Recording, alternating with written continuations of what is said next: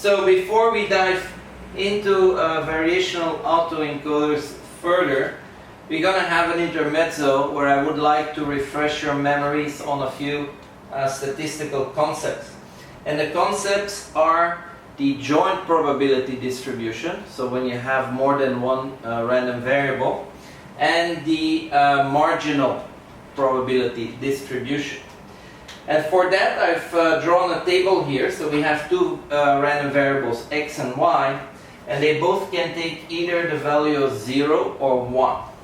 So if x is 0 and y is 0, the probability is 0.5, right? So all these numbers are probabilities, and we also know that the sum of all should be 1.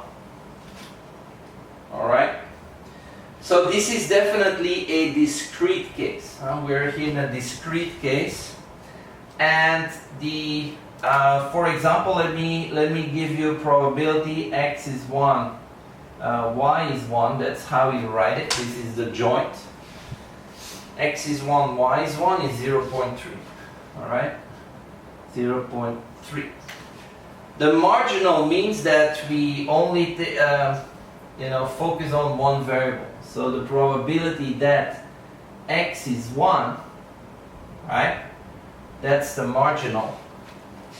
So x is 1 in the whole column. So I gotta add these two.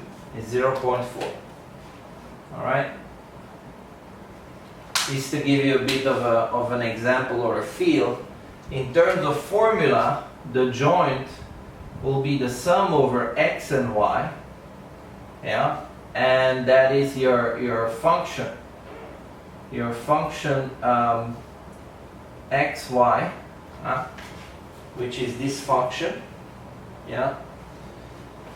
And the sum should be 1. Alright? So that's basically saying if I add all these 4 up, should be 1. Now what is the marginal of x? The marginal of x is the sum over y of fxy. Yeah. So basically, if I look at x, I need to take the whole column. That's why I sum over y. Alright? And then the marginal for y is I sum over x. Okay? So I take this column. Alright? So, how do we get from discrete to continuous? Well, in discrete we work with sums, and in continuous we work with integrals. That's basically the only difference.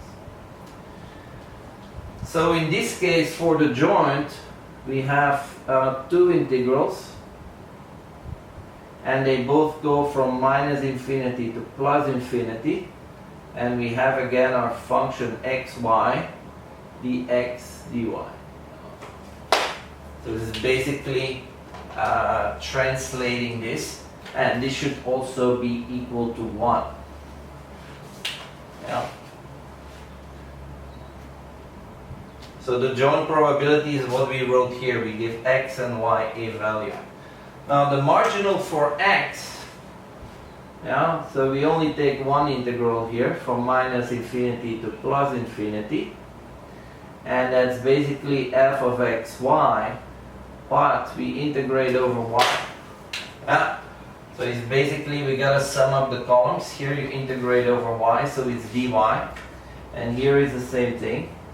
Minus infinity to plus infinity, f of xy dx. Alright? So it's quite an easy definition, but just wanted to remind you as we will be using this when we derive our formulas.